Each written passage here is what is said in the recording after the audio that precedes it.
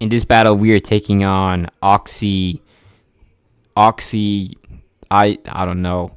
That kind of looks like oxycodone though, or oxycodone. I don't know where I've seen that. I'm pretty sure that's some sort of medication or chemical compound or something like that. Anyways, that doesn't matter.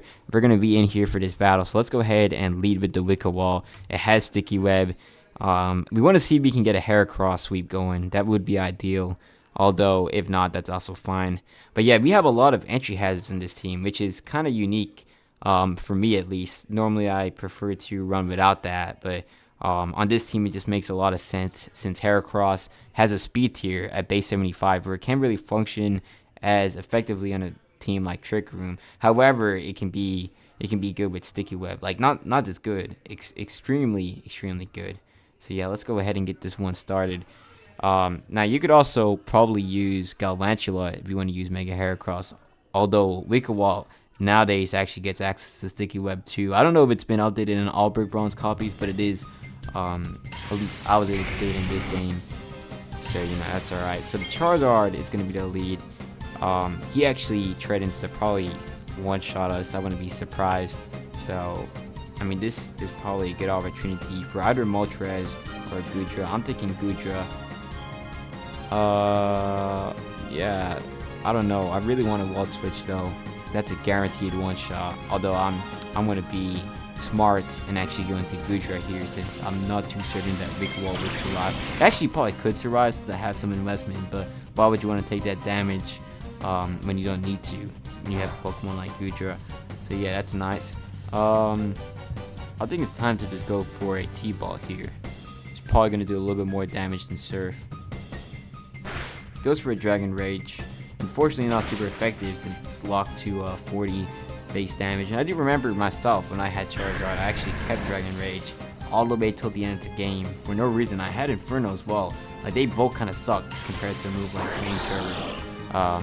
And I had Wing Attack, which was ridiculous since I was running Mega Charizard X, but I just remember for some reason I really liked Dragon Rage since it was really good at the start of the game, so I thought it would be good at the end of the game too, but it definitely was not a good idea there. So he's going to go for a Z move, not something I need to be concerned about unless it's Sub-Zero Slammer, although I'm hoping that that's not what this is. Okay, it's probably going to be Hydro Vortex, yeah, that's not going to be a concern for us, and we probably, or potentially, could actually one-shot this Greninja here with T-Balls if the Charizard got one-shotted. So I don't think Greninja or Charizard are known to be especially bulky. So yeah, let's go ahead and pick this one up too. Oh, okay, he survives. Surprising. We'll go for a Surf just to mix it up. There's not really a need to do that, but just in case. Sometimes some players will panic and try and save a Pokemon like Greninja. It actually makes a lot of sense if it's fast, so it can probably find more opportunities to come into the game later on if it needs to. However, in this case, he decided not to do that. So Lucario comes in. This looks like a good Moltres switch in. We actually have a good typing here to resist the Steel and Fighting combination. Like, I do like this team because all the Pokemon here just have relatively good dual typings. Like, Fire and Flying is a great combination.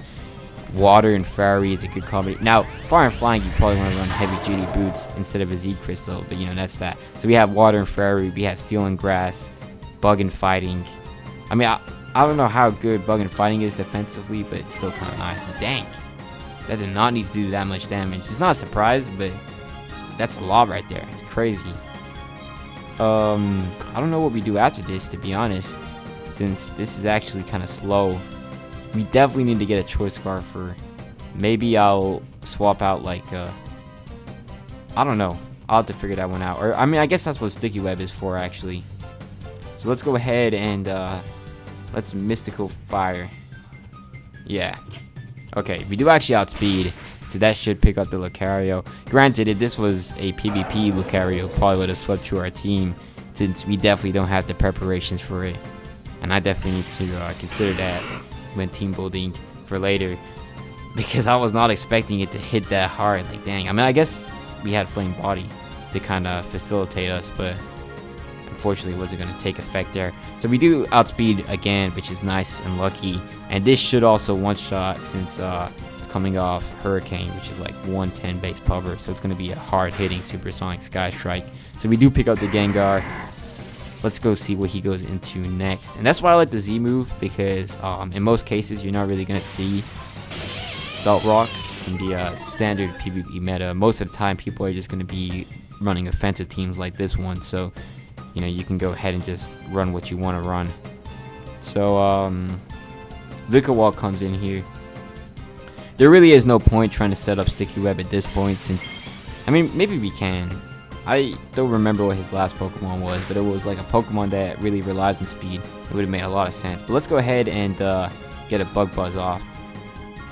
Wild Charge shouldn't do anything. Yeah. Bug Buzz, though, will do a lot of damage to the Luxray. Probably a 2-shot kill. Okay. Yeah, that's pretty nice.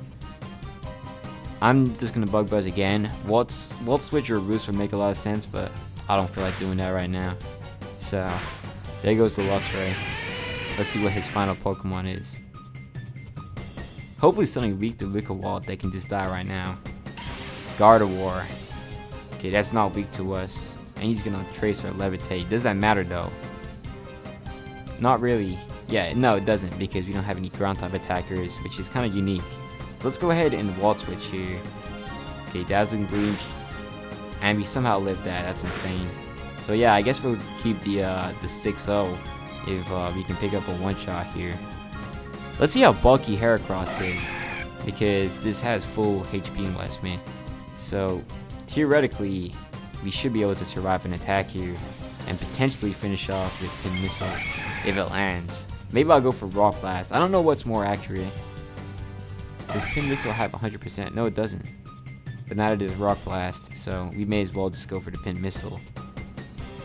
I don't think I've ever seen a miss though. So yeah, it looks like we do actually survive, because it had that like whenever you win a game or a game ends, like there's a specific animation that shows.